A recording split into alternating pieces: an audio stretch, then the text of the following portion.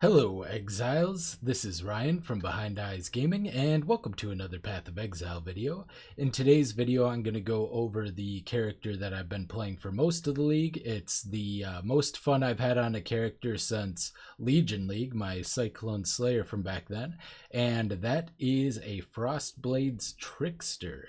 And it is very strong. It's pretty much all content viable in terms of it's very cheap to get up to T16 maps, and then it's fairly cheap to get up to the regular pinnacle bosses. It is going to be a little bit pricey to get up to uber bosses, and I'll explain why, because there's some mechanics going on that make that a little bit difficult, but definitely possible if you're willing to put in the time or currency to invest in it. And it's one of the best clearing and bossing, like all-rounder builds I've ever played in Path of Exile. It's also one of the few characters I've brought above level 95. I usually quit characters around then or before then. In fact, the last character I took above 95 was my Cyclone Slayer, and I might even try to take this character to 100 at some point. But just to kind of show, I'm going to just do a really simple Maze of the Minotaur. There's nothing too scary. It does have can't regen on that, but that's not really an issue. There's only one mod that this build can't run, which is cannot leech, because leech is a very important component to it. But I'll explain more about the mechanics later. I'm just going to kind of show things off for now. All right. My computer's getting a little bit old and slow, so my load times have been not so great, but yeah. As you can see, the clear is quite fast. It is very, very quick, generally speaking. Single target is solid. We got some sea witches, so there should be some good, I don't know, I'm just going to click on one. I don't worry too much about the altars. There are a couple of altars mods that can really mess us up, but not too many, honestly. So I never really worry about it. I just click on one. I'm going to ignore the mirrored tablet. I have been doing those. I actually find the lake quite fun now that I've gotten used to it and kind of understand it a little bit more. We'll do the abyss real quick, and it's taking us in the right direction anyway, so we don't have to backtrack. All right, so we'll just do that. Honestly, we can kind of just stand here. I see it. There's a hexer somewhere nearby. Abyssal depths, yeah, sure, we'll just do it. We'll do it. I have the Abyssal Depth node that gives you +3 to zone level, so it's 87, so it's quite good experience, plus a bunch of additional pack size as well. So it's quite dense, so I'll go ahead and just full clear it real quick. I don't really need a eye level 89 Blue Pearl Amulet at the moment. Not exactly a priority on my bases. I'm actually getting quite full in terms of my stash space, which has also never happened before, but I have so much good stuff from playing this character for so long. But yeah, even level 87 arch nemesis rares are gonna melt. Usually I kill even like 5 and 6 mod arch nemesis unless it's like the really wrong combination, and well, before I even notice them, so I can't even switch to magic find gear. But one of the things I've learned is if you just don't worry about the fear of missing out of, you know, maybe that 1 or 2 divines that dropped from that god touched rare could have been, you know, 6 or 10 divines or whatever if I had just switched out to, you know, a couple of magic find items and the, you know, item rarity support. I just don't worry about it, and I've been a lot happier since I've stopped worrying about it. So yeah, that was the abyss. Pretty solid experience. I think I got like 1 or 1.5% experience for just, you know, at level 97. That's pretty good. Those abysses are really great. On a lot of my maps, I do run Abyssal Scarabs and also the Abyss map mod because they're such good experience, and they also spawn a boatload of rares, so you do get a lot of god touched as well. So really cool tech there. If you want to level fast, gem drops duplicated. That's terrible, but like I said, I'm not even gonna worry about it. I just want to click on things. So I have okay, so we put down our damage buffs, and we are getting a Phoenix as well. And yeah, Minotaur and Phoenix down. Probably didn't even notice because Phoenix died almost immediately, but I have the mod that has Guardians joined. So as you can see, quite strong. The current POB DPS shows at about 40 million. Against Pinnacle bosses, it's like 29 million or so. So it's quite good. Against Uber bosses, it's only like 9.8 million or something, or 10 million, right around there. But yeah, now I'm going to explain the core mechanics of the build. So like many builds, you may have seen this tech before. It's very strong. This focuses around Heatshiver and Yoke of Suffering. These are the two mandatory items for the build. Everything else is pretty flexible, although Legacy of Fury is something I would highly recommend, especially with this particular lab enchant, which gives you damage penetrates 10% of enemy elemental resistance. If you haven't killed recently, this increases your boss potential by quite a lot. So once you start, doing a bunch of Eater of Worlds and all that kind of thing, this will be very, very handy. But the core mechanic is you scale as much cold damage as you can, whether that be flat cold damage or just like, general cold damage and attack damage, since that's going to scale your cold damage as well.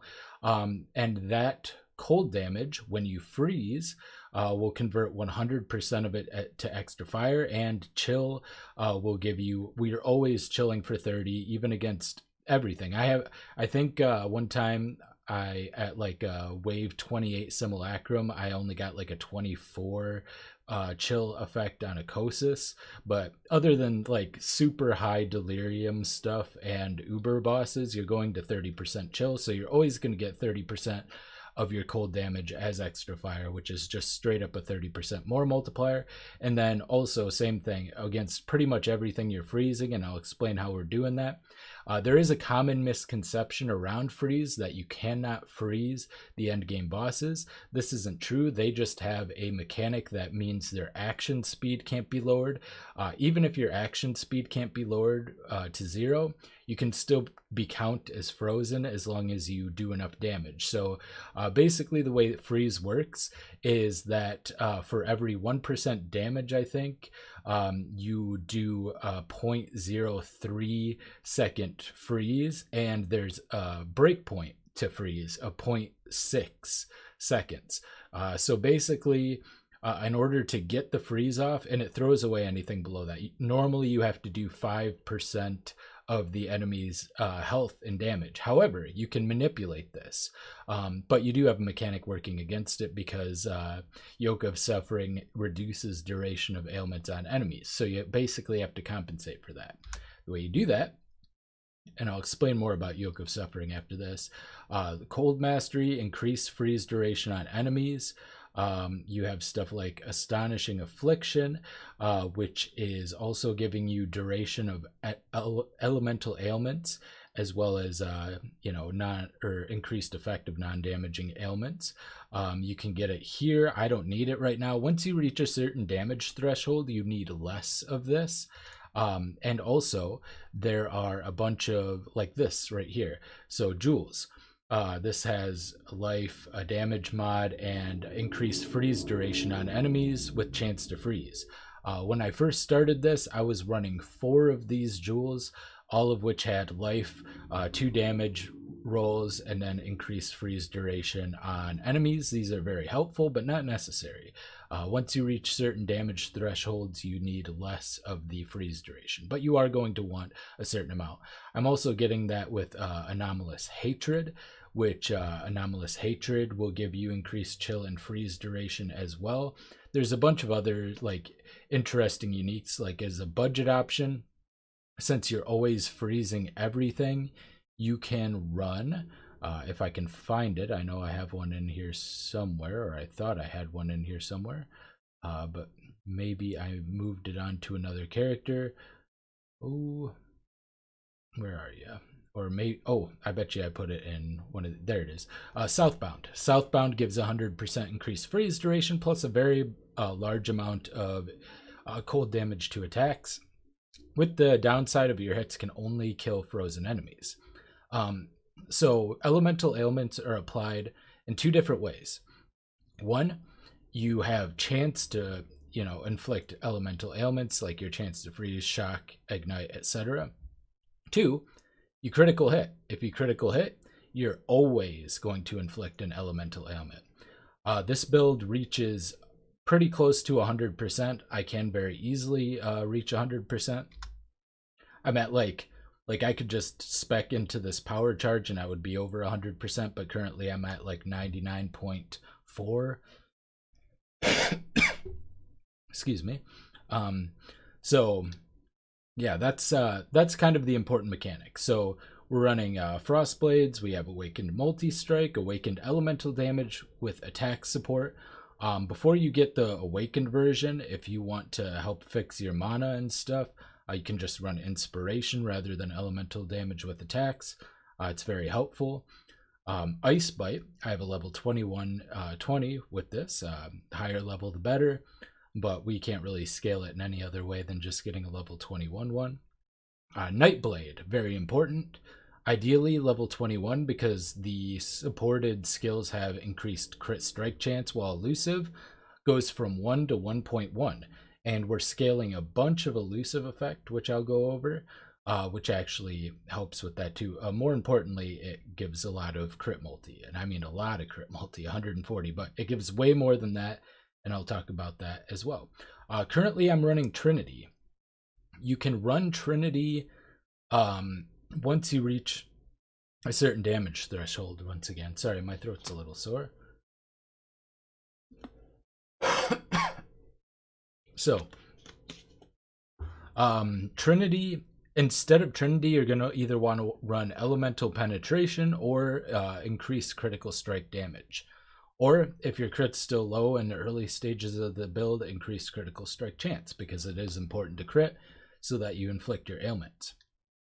But once you reach this level, you can run Trinity. The reason you can run Trinity, even though we don't scale a lot of damage other than cold, is because of Heatshiver. Heatshiver basically matches our fire damage pretty closely to our cold damage. And so we're able to run Trinity. And if you were paying attention during the mapping section, Trinity was always up during the whole time. Regular Pinnacle bosses, we proc Trinity just fine because we do freeze them. So that's our main gem link setup. For auras, I'm actually running a Clarity. The only reason I'm running a Clarity is because I have this Watcher's Eye, which gives non-channeling skills minus 10 total mana cost when affected by Clarity. And more importantly, the most important Watcher's Eye mod is the flat cold damage while affected by hatred.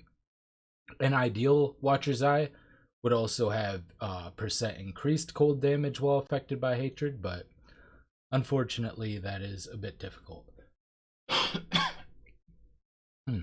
Man.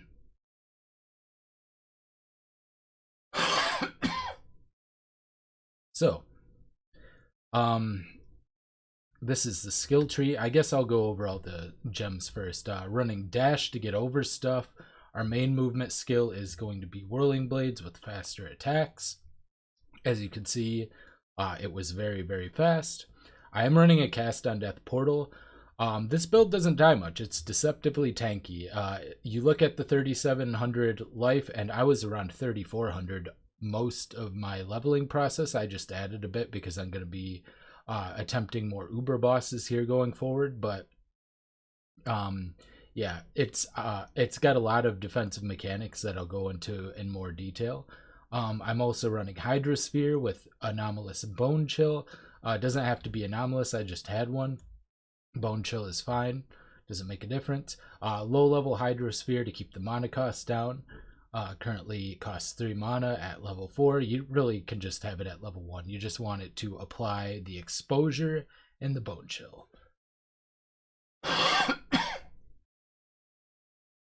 Alright, and then I have increased duration. This is just kind of quality of life type stuff. Not necessary. It just keeps the, like, our Hydrosphere is around for 13.12 seconds. It's quite a long time.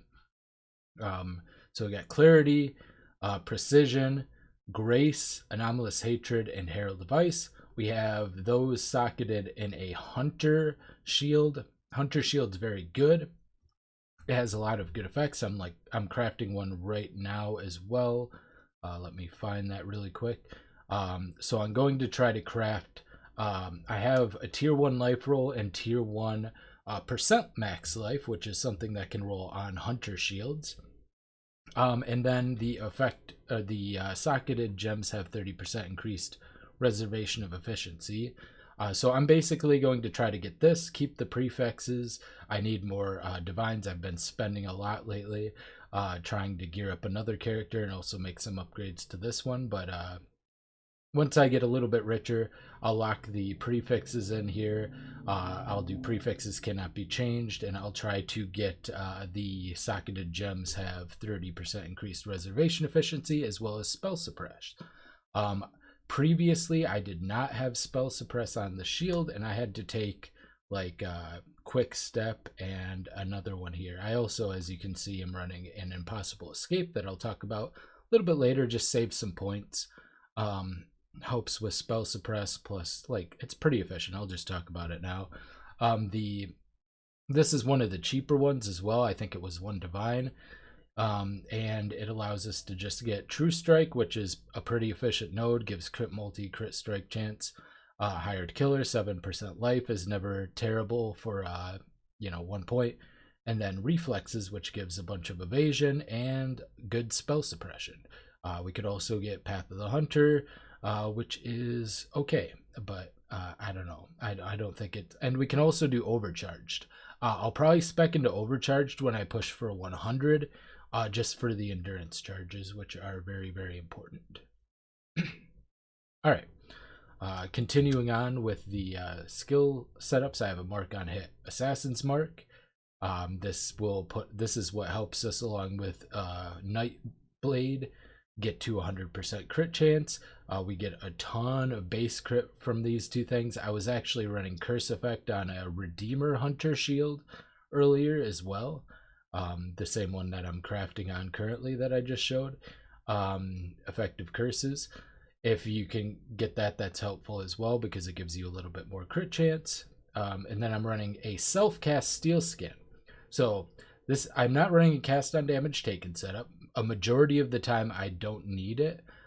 Steel Skin, a majority of the time I can actually, you can pretty much through experience figure out when you're going to be taking big hits. I'll press this when I'm popping Elite, or when a Legion's about to open, for instance. It's possible you're going to take a big hit. When there's so much going on at the screen, I don't know what's going on. I'll just spam my Steel Skin. And I also have, a high, it's at 23%, so I have like additional cooldown recovery on it as well.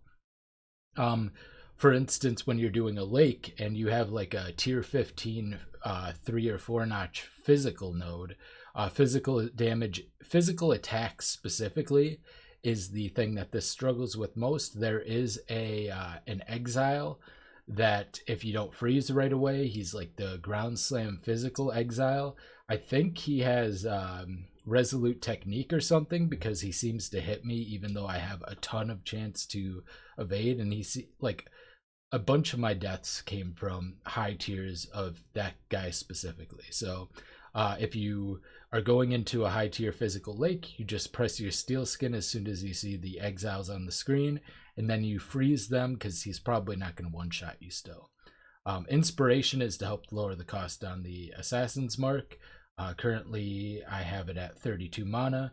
We have 70 mana unreserved, and our regular attack costs 9 mana with our Leech, which we get from the Claw Mastery up here. I was previously taking Clever Thief with the 100% total recovery per second from Life Mana and Energy Shield to sustain my mana earlier before I had the Watcher's Eye that I have.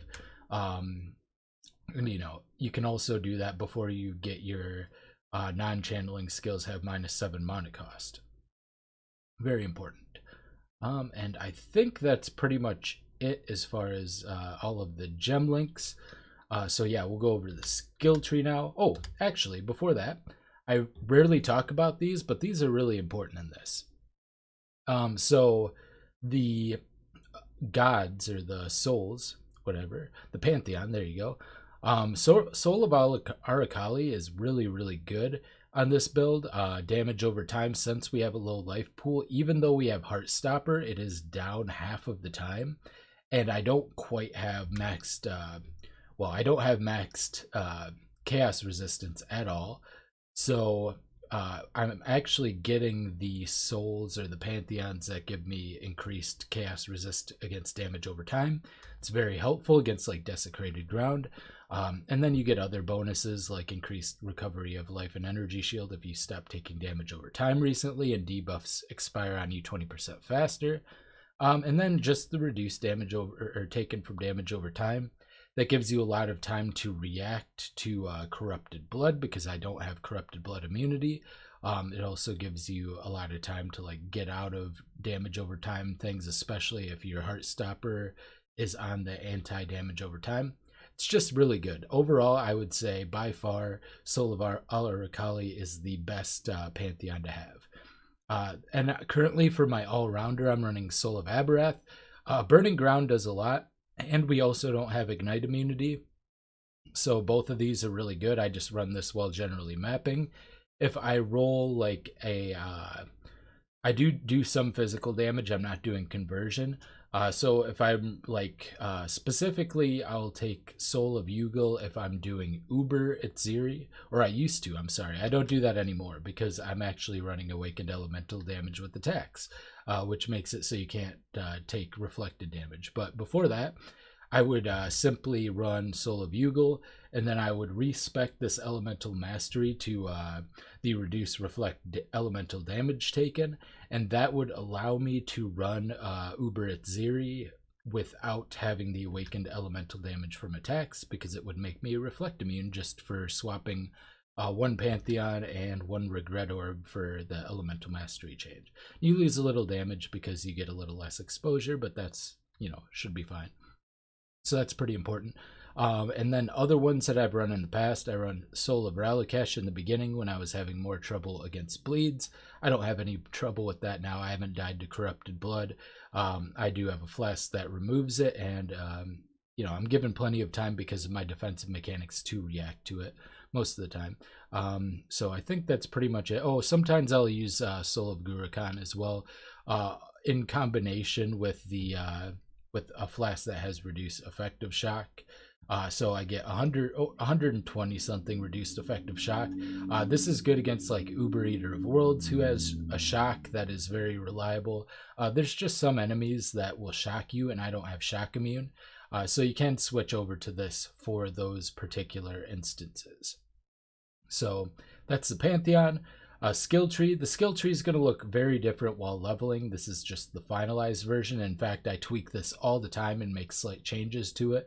But the important things are, the most important things are, we need accuracy. So we're getting both accuracy nodes along with precision has increased mana reservation efficiency. Frenzy charges. We have 2 here. I actually have one on my amulet as well. So that is going to be very important. We get +2 frenzy charges from Swift Killer. I also actually have an additional frenzy charge on my glove, which I didn't always have. You can also get the unique boots if you don't have Legacy of Fury. If you're out like on solo self-found and you haven't farmed a Legacy of Fury yet, because I believe it drops from one of the pinnacle bosses. One of the things you can use in the meantime is Dark Ray Vectors, which give you an additional maximum frenzy charge. But the Scorch is going to be much better than one additional frenzy charge once you have a certain amount of frenzy charges. Because, just having as much penetration as possible is excellent against Arch Nemesis, against bosses. Like, the one frenzy charge is going to give us a little bit more damage, a little bit of attack speed, and then a slight amount of flat damage, 70 to 25 for Ice Bite. But the penetration is going to trump that. I've tested both. That's definitely the case. So that's another important part. The other very important things are these 2 nodes here. So you'll notice I'm taking a dagger wheel. you might not understand this. You might already know this because this is pretty common tech at this point. But these dagger wheels, the first two don't really do anything except give you 3 move speed. The third one gives you 40% elusive effect. Not 40% elusive effect with daggers, but just overall. And then there's a dagger mastery that gives elusive, also grants plus 40 to critical strike multiplier for skills supported by Nightblade. Not with daggers, just generally. So this is actually for 4 points going to give you 40% crit multi on your Nightblade, which scales with elusive effect, along with 40% increased elusive effect. And elusive also gives you movement speed and chance to avoid damage, period. So it is one of the things playing a big role in our survivability, along with our other defensive mechanics that I'll go over shortly. The claw wheel, the claw stuff is good. Most importantly, though, skills supported by Nightblade have 40% increased effective elusive. So once again, we're scaling elusive effect. I think I have like 230 or so. I don't actually know, but I have quite high elusive effect, and it scales my crit multi very significantly. I think I lose like 300 crit multi if I take the elusive effect out, so it's pretty big. Another important wheel is down here. Forces of nature, penetration is king. Another important one is charisma.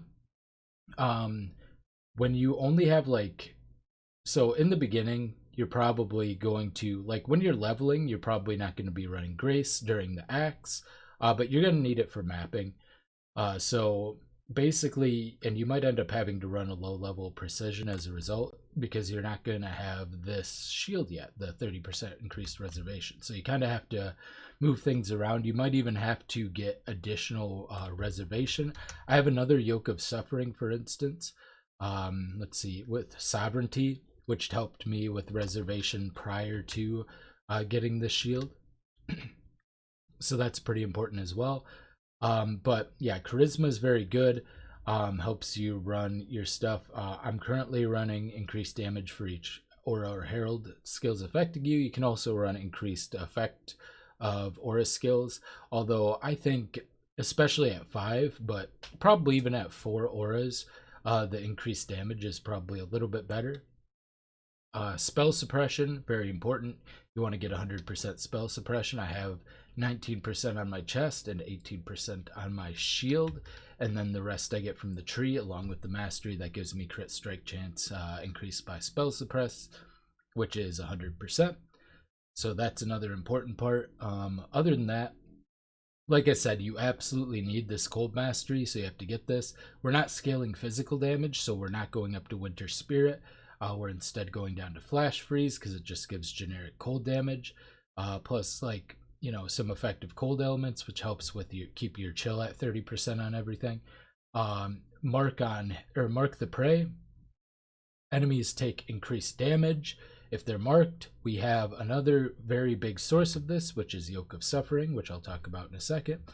And then with the mastery, 10% chance to gain frenzy charge when you hit your marked enemy. We attack very fast, so it's very easy to maintain our frenzy charges so that we keep all of the extra damage from our ice bite, along with the more damage multiplier and everything else as well. So those are the important things for the baseline of the tree, along with as much life as you can get on top of that. But you're probably going to, before you get your cluster jewels and your impossible escape, you're probably going to take things like Heart Seeker. You might take, so there's some other stuff around here that's good that you can take, but it's not particularly necessary. You're probably going to path down through here instead of through here, for instance. I am taking this claw node up here. I didn't add this until later, because it ended up being just less points when I decided to path this way instead of down here. You're definitely going to take Assassination and Elemental Focus in the beginning. These are extraordinarily important until you reach certain levels of gearing, so definitely do not skip out on those. But yeah, we'll get into some of the bigger stuff, some of the stuff that you're going to kind of go into later. This is my large cluster jewel. It has 3% increased attack and cast speed to cold skills for all attributes, which isn't that important, and 3% increased damage that can roll up to 4%. and 35% increased effect. How did I make this? I can actually maybe show you. I think I might have just spent all my, nope, okay, I can show you. So, I believe I have another cold damage jewel here. Yeah, I do. This one's good. I was using this before. It's actually a little less damage. The only problem is it's only item level 83, and you need item level 84 for the 3% increased attack and cast speed with cold skills to work. Or in order for that to roll. So this could not roll that. It would be stuck on tier 2, but it does have Sadist and Storm Rider, which is very, very, very good. I'm actually running Storm Rider on one of my small cluster jewels. This is how we generate power charges. A 10% chance to gain a power charge when you shock a chilled enemy. We are shocking because of Yoke of Suffering. I'm kind of giving little bits and pieces of the gear thing. I may as well just explain Yoke of Suffering at this point. Yoke of Suffering gives you 2 more multipliers on an amulet along with a bunch of resistances. What are those more multipliers? Enemies take 5% increased damage for each type of ailment you have inflicted on them. Enemies take increased damage is different from you doing increased damage. We do have another source of this, which is Mark the Prey. We're always going to get 20% increased damage for on this. So it ends up being 30% more damage combined with Mark the Prey overall with this amulet. Because we're always going to be igniting, shocking, freezing, and chilling. I do not believe the Scorch from Legacy of Fury counts because we're not applying it, our item is. I believe that's the case. If that does apply, obviously it's 5% on top of that. It also allows all of our elemental damage to shock. This is extremely important. We're scaling ailment effect.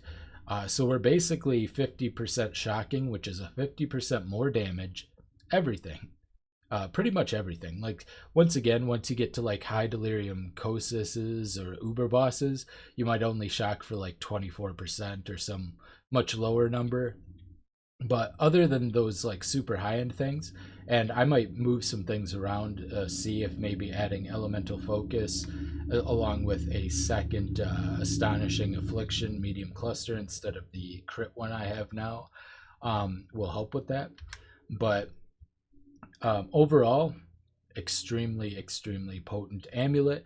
I think it is best in slot. I think even like a really high tier mirrored rare amulet maybe could beat it, but you're gonna have to get a really good one that would probably cost like possibly 100 plus divines in order to even stand on the level of Yoke of Suffering. It's that good.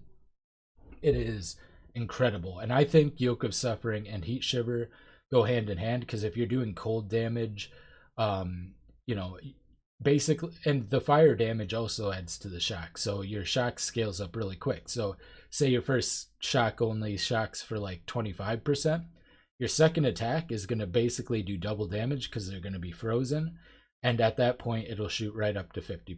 So instantly yeah, you get the double damage. It's extremely powerful. So that's important.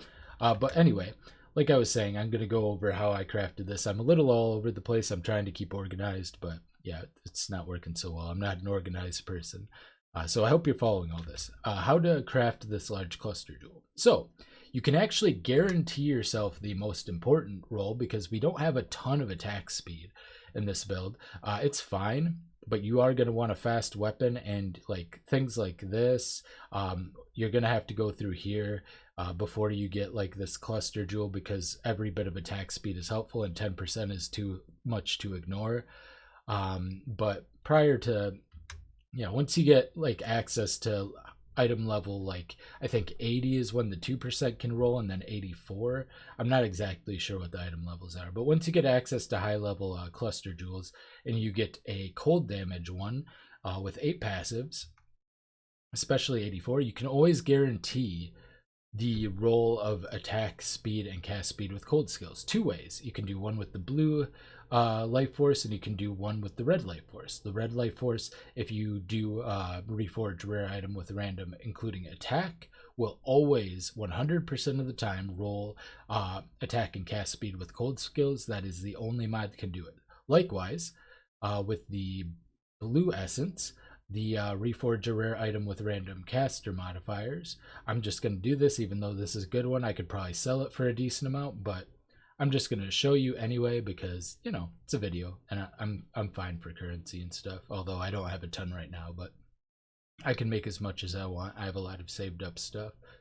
So yeah, I clicked it, and as you can see, rolled attack and cast speed. No matter how many times you click it, you can get it. So how I crafted this is, well, I just basically did that until my goal was to also get increased damage of at least 3% and 35% increased effect. It took me like 500 or 5,000 life force to get it.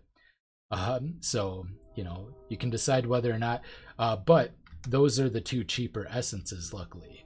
So if you're in Trade League, the blue and the red essence are the cheapest ones. So that's really cool. So each one of these nodes is giving me 20% damage, cold damage, because cold damage is going to scale all of my fire damage as well. So it's basically just flat out 20% damage. We do lose just a touch of damage because we have flat fire on our claw. It doesn't really matter, truly. And then 4% attack and cast speed, and then 5% all attributes. So yeah, obviously one node with all of that is very good. Ideally, I would have, instead of the all attributes, Sadist. Sadist is the highest single damage node you can get on this. It gives you 60% damage for one node because you are always igniting, freezing, and shocking recently, so you get to benefit from all of them. So basically, if you do this minus all attributes plus Sadist, it's a perfect jewel. Oh, also you would want the 4% increased damage instead of 3%. So this is a nearly perfect jewel. It took me about 5,000 life force of the cheapest life force to get, so not too hard. Other medium cluster is the crit one. It just has pressure points, which has double damage chance with crit strikes. Pretty much all of our attacks are crit strikes. I am scaling more double damage on my brutal restraint that I have down, or lethal pride, sorry. My lethal pride I have here, which I'll go over in a second. And then just basics of pain. The other one can be any like good one. Maybe crit multi would be better, but basics of pain is like a pretty good node, so I just kept it. I went over my Watcher's Eye. I have really good jewels here, so I have a crit multi with cold skills, crit multi with elemental skills, freeze duration life one here, and then I have a attack speed with claws, and then triple crit multi, so melee crit multi with elemental skills, and crit multi with cold skills. This is a tremendous DPS boost. So before all of my buffs and stuff, and not counting all the like penetration and more damage that I get from my helmet and stuff, this shows yeah, tooltip DPS isn't even remotely accurate here, but just to give you an idea, 211,998. You take this out, 185,128. That's so much damage from one singular jewel. It's like 30,000 damage or something like that. So it's like, you know, 15 or 20% more damage, basically. Other jewels, I talked about this Impossible Escape. Yeah, True Strike, Hired Killer. Reflexes also allows us to get these other smaller suppress nodes before we get like all of our other spell suppress worked out. So that's very good. And if you're a little short on accuracy, this could be okay as well. 100 accuracy and 20 dex will give you like, you know, whatever, 140 accuracy. It's not super good, but it could be a band-aid. And the projectile damage helps with like the second half of Frostblades, but overall it's not really worth it for that. And then finally, for the last thing on the skill tree before I go over the ascendancy, which I almost forgot, this particular Lethal Pride is insane. It was the third most powerful DPS wise for my build, but it gives two very powerful defensive ones. I actually got this for only 2 divines, and when you see what it gives me, 2 divines is going to seem extremely cheap. This was an absolute steal.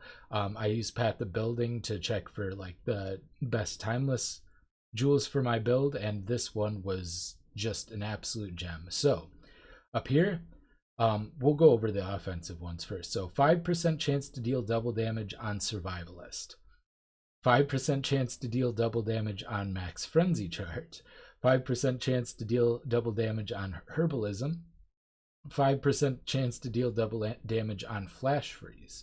This is 20% chance to deal double damage, and then we also get crit multi on Acuity, which is insane as well.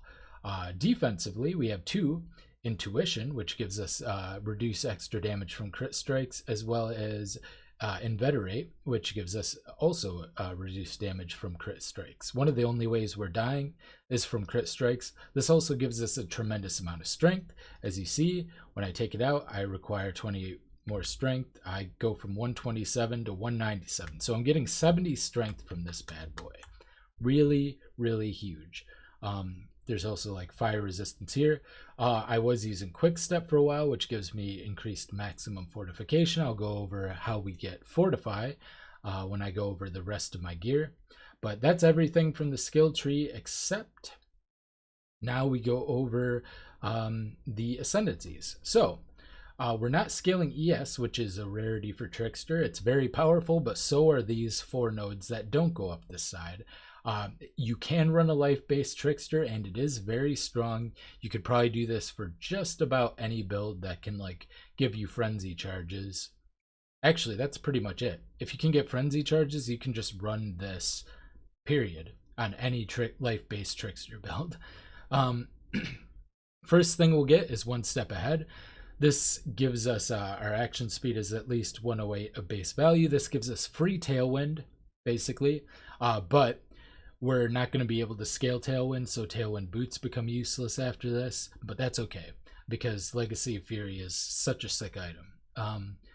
And then the important thing, and nearby enemy monsters' action speed is at most 92% of base value. This is good for one reason specifically, which is that we're whirling blades into packs like you saw, and if there's like a brief second before we chill things, it could actually stop them from attacking us. Once we get into the pack, we're chilling and freezing everything, so this is actually kind of irrelevant.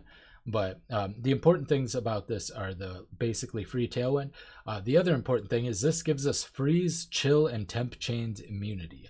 I thought it gave stun immunity, but apparently stun is not action speed. For that reason, I'm actually running a flask that gives us a chance to avoid being stunned. I actually think stun recovery is better. I've tested both, and I'll be switching this back to stun recovery, because the problem with chance to avoid being stunned is that you are basically still being stunned for the full effect a certain percentage of the time, and that can suck. I've had it put me in pretty bad situations. I don't know if I've died to it, but I probably have. So stun recovery is way better, but yeah, so this doesn't make you stun immune like I initially thought, unfortunately. And then we have Polymath.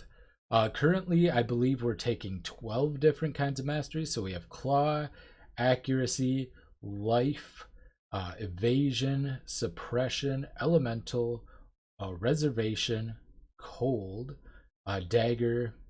So that's 1, 2, 3, 4, 5, 6, 7, 8, 9. Oh, Mark, 10. Okay. I think I was running more before. Like, I think I had like a crit mastery, which is why I'm confused. But yeah, still 10 is pretty good. That's just 30% more damage. I might have miscounted again, but who knows. But yeah, 30% more damage on Polymath, as well as 1% of life, energy shield, and mana on kill for each different type of mastery we have allocated. That means every time we kill something, we get 10% of our life, energy shield, and mana back. That's really good. So There's also a mechanic with Energy Shield that gives you, I think it's 50% chance to avoid stun while you have Energy Shield. If I recall, maybe that's not quite right, but there's some stun. It might be reduced stun duration. So actually, getting this small amount of Energy Shield back, along with this the avoid to be stunned, is actually pretty good. And then obviously 10% life on kill. That's basically infinite sustain. Between that and leech, we never have sustain problems. The mana is kind of irrelevant because we have that solved without it. But the life gain on kill and the 30% more damage makes Polymath insane. Swift Killer, +2 maximum frenzy charges and increased charge duration. Interesting thing about this, let's see if I can find one. So here's one of the earlier chests I ran. Gain an endurance charge every 13 seconds. Normally an endurance charge would have 10-second duration. That will give them 30-second duration, which means after, the first 39 seconds of a map, you'll just have 3 endurance charges up all the time. That's one piece of tech you can use. I clear so fast now that by time I would get the endurance charges, it's irrelevant, so I use other stuff. But it's pretty interesting tech earlier on in the progression of your build. But more importantly, it lets me kind of dick around and do the mirror tablets and everything. And my frenzy charges will stay up when I'm doing that. So if I do something that I'm not killing anything or attacking anything for 30 seconds or 20 seconds, whether it be setting up an expedition or doing a mirror tablet, I'll still have frenzy charges. Also, the insanely long animations of the Elder Guardians, I can still have my friend, if I time it right and kill something right before I go into the boss room, I can actually have 2 or 3 seconds left on my frenzy charges by time I actually get to hit the boss, which just tells you how insane those animations are. And possibly one of the most important things and the most underrated, Heartstopper. Heartstopper is insane. It is insanely powerful. So I was alluding to this earlier, but I'm running Fortify on hit with my chest armor. This is actually extremely good with Heartstopper. If you have Fortify and Heartstopper, as well as Spell Suppression, by the way, Spell Suppression makes you take 50% less damage from spells, or 53%, I guess, because I'm running Inveterate. And then if you're taking, so if you're getting hit by a spell, you're taking 40% less damage from Heartstopper and 20% less damage out of the already 47% you're taking total. Spell hits don't do damage to you. 50% of the time they don't do damage to you, and then another 50% of the time they do fairly small amount of damage to you because you still have Fortify and Spell Suppression. So yeah, you basically become immune to spell hits 50% of the time. Obviously the less damage from damage over time, especially with the Pantheon. Soul of Arakali is very good. Gives us plenty of time to react to things most of the time. Even while that mode of Heartstopper is up, I've been able to get brain fog and get stuck in a Shaper Beam for a second and a half without dying, and that's without taking Leith Shade, by the way, or Lethe Shade, which you can take. It's very good. I just don't find it necessary at the moment, so not doing that. But yeah, this setup is very, very strong. Any life-based trickster, you can do it. And finally, I'm going to go over the gear. So gear, claw. Here's the claw. Claws are very good.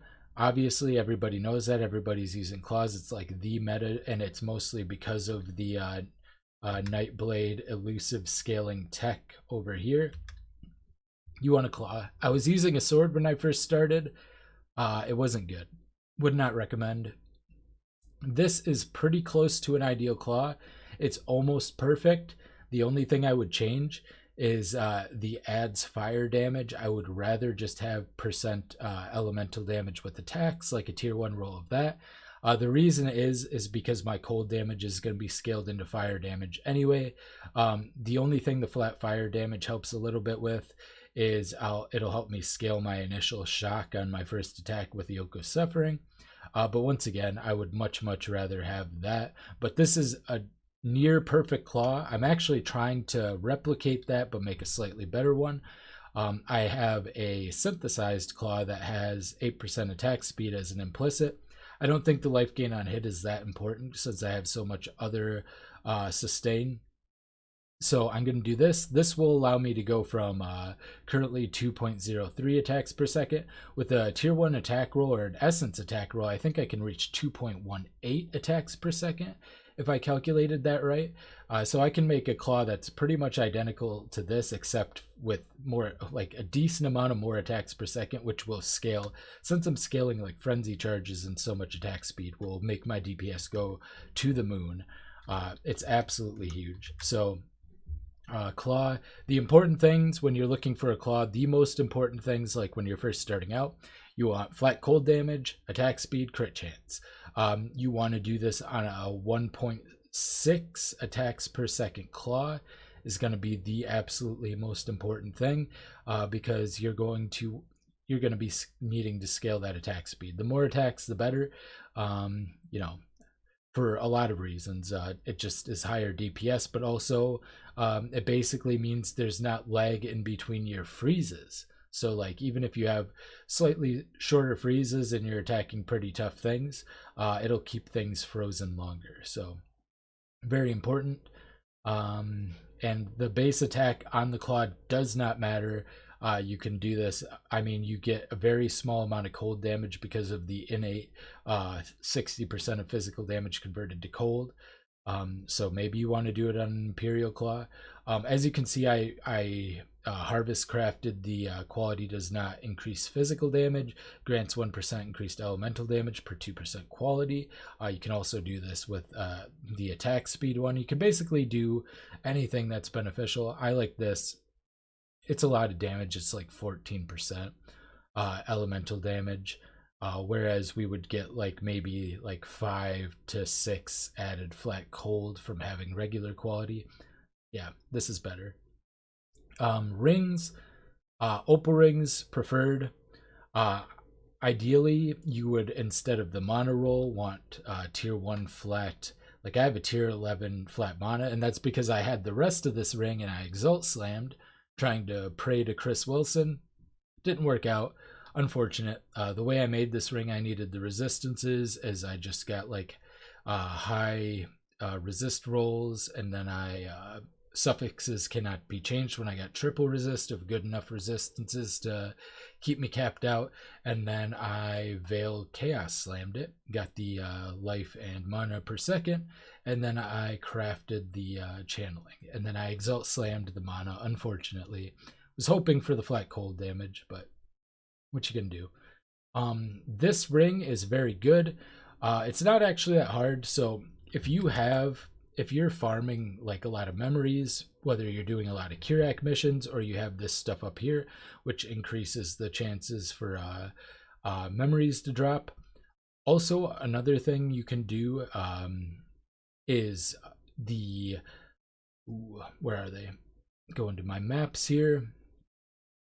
The not the Elder Guardians, the Conquerors will drop a card that, 2 cards actually. One that gives you Cortex, and one that gives you a synthesized map, the unique synthesized map. So you can actually farm those that way on top of the Atlas nodes up here. I'm not going to go over my tree that much as far as this tree. It's just like Legion, Abyss, a little bit of Breach, like not much map sustain. I am actually currently farming Delirium Mirrors and Beasts, so I have this. Normally I would have other stuff, but I basically always keep like the Legion, all of this Eater of Worlds stuff. I like farming Eater of Worlds better than Exarch. I pretty much always keep the Elder Guardian or the Conqueror and Guardian stuff, and then like all of these points over here are like flex points that I put into whatever I'm farming at the moment. But yeah, that's not too important. But yeah, basically, if you're getting that stuff, get it. You can get like the circles. I've gotten a ton of them, including another.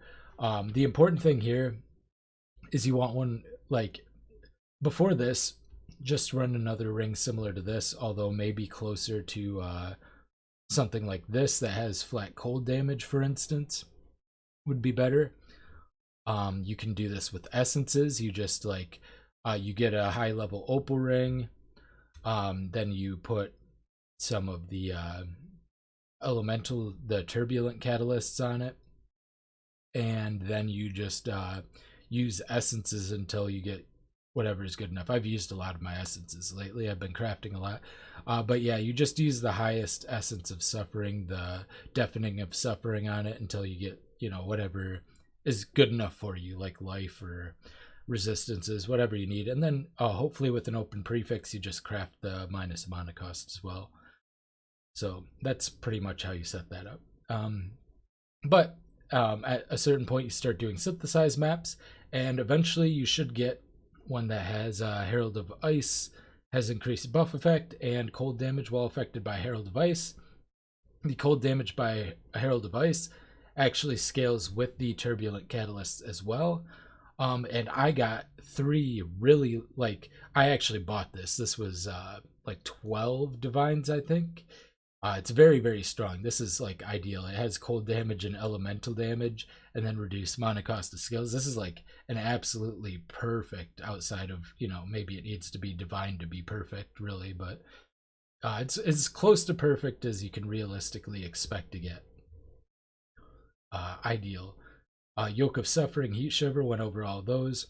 A Hunter Shield with reservation efficiency and spell suppress, and then hopefully high damage like the one I'm trying to, or high life like the one I'm trying to craft. There's another one. This one's actually Shaper. Shaper can also roll the increased mana reservation efficiency. You can do that as well if you have like Shaper Shield but not a Hunter Shield. That's fine. One thing to note about the shields is that there's a lot of good suffixes that you want.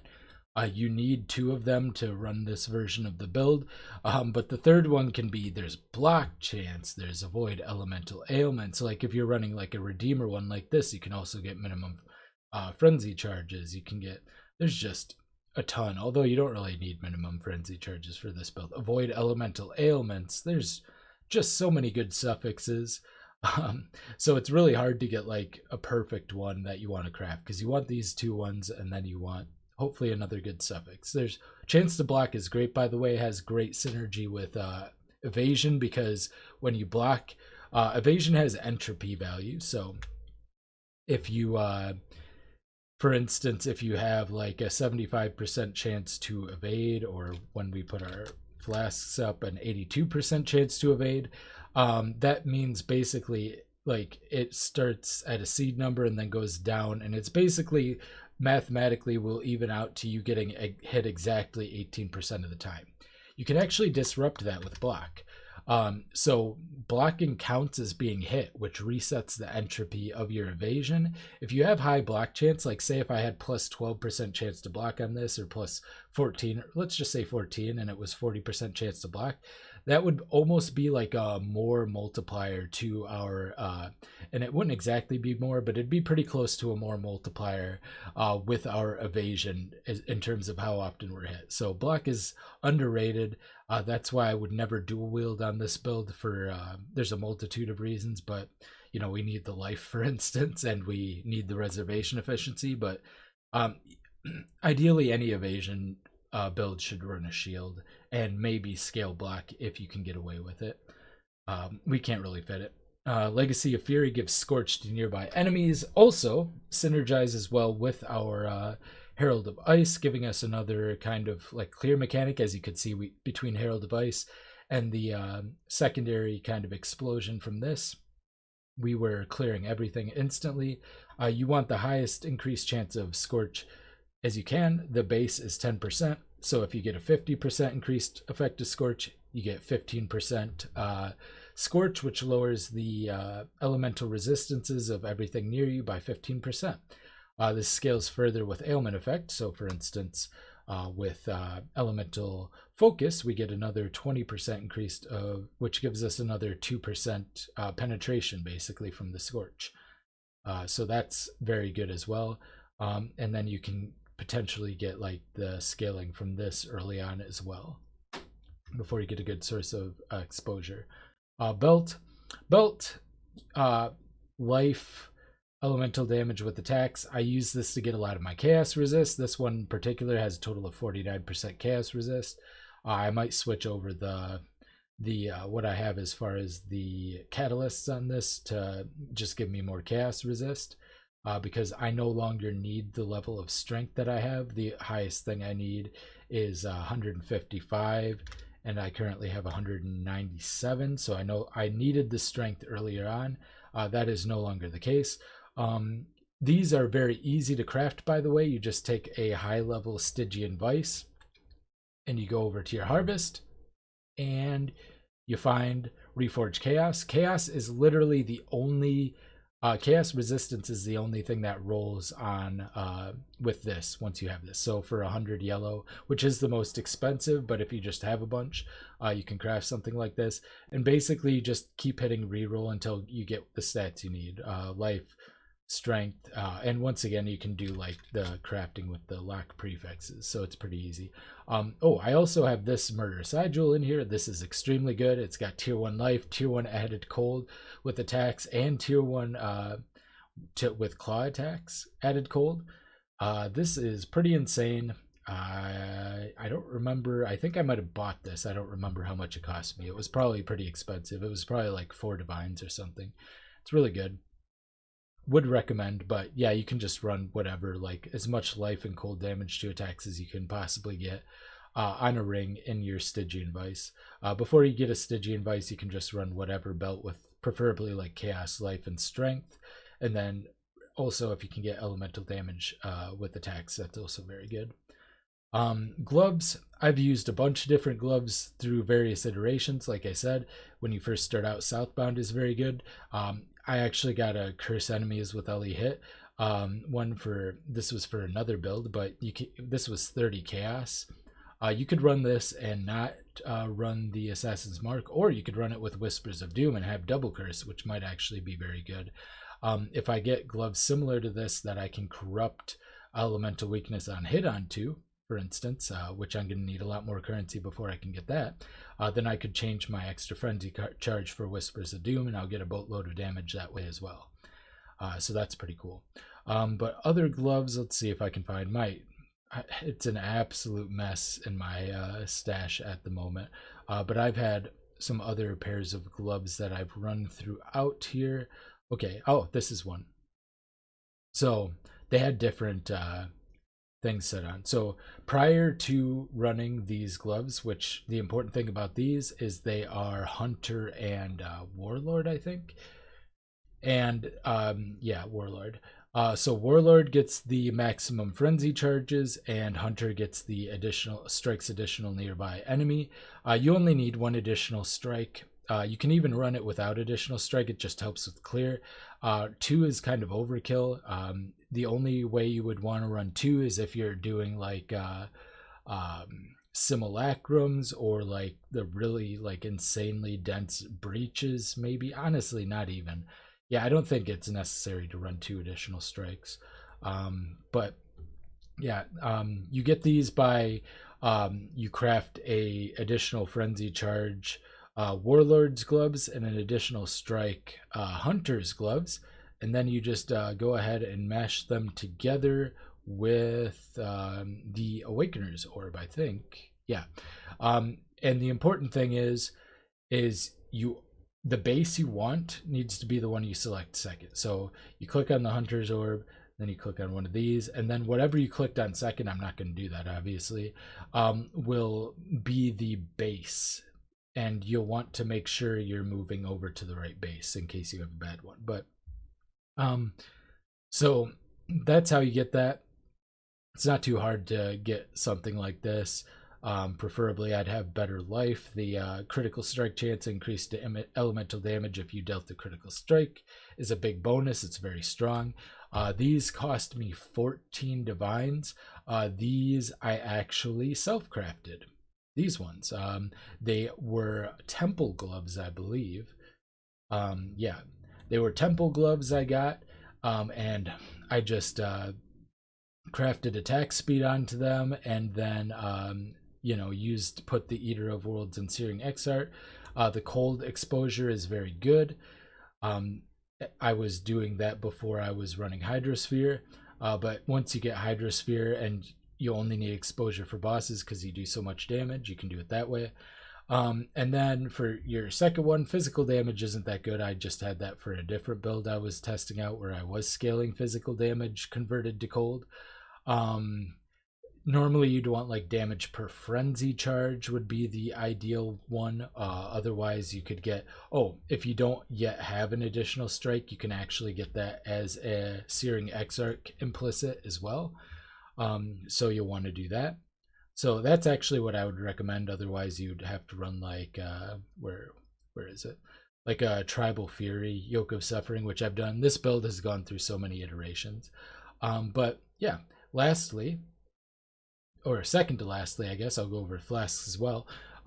We have the body armor. This, I've made so many that were pretty much identical to this. The most important things is you don't want it to be influenced. You want 6-link either evasion or evasion armor hybrid. The benefit to evasion armor hybrid would be that you can roll both spell suppression and increased physical damage reduction, like additional increased physical damage reduction. But the most important stats are going to be spell suppression, life. You can just essence craft the life to get the highest tier, and then an open prefix so you can get the physical damage from hits taken as fire and lightning. You'll want 6% of each. Those are the 3 important things, and then just use the rest to like fill out your resists. You can craft this or better. In fact, I've had this for so long and I haven't upgraded it because I've been focusing on other things, but I could get a much better body armor than this. The Fortify is a Eater of Worlds implicit. You can get 7% with a lesser. It's very easy to craft. You could get higher, but you don't really need it. I find 7% at my current level of attack speed keeps me at Fortify 100% of the time, basically. Almost never drops. But for safety, you could have it higher. I think that wouldn't be a bad idea. Currently, I'm using increased effective non-curse auras from your skills. You could also do crit multi. There's all sorts of... You could basically run anything as the second Searing Exarch. Like I mentioned earlier, you can get the endurance charges generated every so many seconds. When your clear speed is still low and it's taking you a few minutes to clear maps, that can be very helpful. And yeah, lastly, flasks. I have increased or chance to gain a flask charge when you deal crit on all of my flasks. I'm running a silver flask with attack speed. This is huge DPS. Like I said, we don't have a lot of attack speed. This is giving me 33% attack speed, which is crazy. Stibnite with increased or with the avoid chance to be stunned. Like I said, I'll probably go back to stun recovery instead. I'm currently running a diamond flask. If I get a little bit more crit chance, I could probably drop this, but this is the reduced effective shock during flask effect. It's very good. And then jade flask, which gives us evasion rating. So combined with the more evasion rating, we get quite a lot between these two. I have crit chance during flask effect, and then kind of a low roll on the flask charges gained when you dealt a critical strike, but I didn't want to mess with it too much. You could also get like evasion chance as well, so any of that's pretty good. And then I just have them all automatically used when they reach full. And lastly, life flask, I have reduced charges used, which is nice because things like Cirrus, I might have to use it a few times, and like a fight that has multiple stages, if I get hit by incidental damage, like sometimes I'll walk near a cloud or something. And then the corrupt blood removal and immunity is the main thing you want on this. So that's it. That's the whole build. This was a long video. I hope you enjoy it. It's my first one in a long time. What I'm going to do probably is I want to demonstrate how easy it is to scale this through all stages of the game. So I'm going to start solo self-found. Usually I was started it before this. And I'm going to basically continue that on. So I'm going to document solo self-found and kind of walk step through by step how to get up to all the way through to the pinnacle bosses in solo self-found using this build. Once again, not the best Uber bosser, requires pretty insane gear to Uber boss, but it's really, really good. We'll get you through every other stage of the game. You'll feel every single upgrade all the way through. There's very easily craftable and farmable ways to increase the power of this build. The core uniques are pretty common. Heatshiver and Yoke are very common. They're the only core components of the build. Can function without Yoke and even without Heatshiver to a certain extent, although, you know, let's be real, those are what really catapult this into being an overpowered build. I'll leave a POB in the description below. It's not going to be a super advanced POB. I might build one of those later once I walk through all of that. Yeah. Oh, and this can also be like Reeve, Flicker Strike, Spectral Helix. You can kind of mix and match. This isn't just Frostblades. It's just nice to have it. I do have Frostblades enchant on my helmet. I never mentioned that, but that's also important. That's it. This has been Ryan from Behind Eyes Gaming, and I will see you next time. Bye.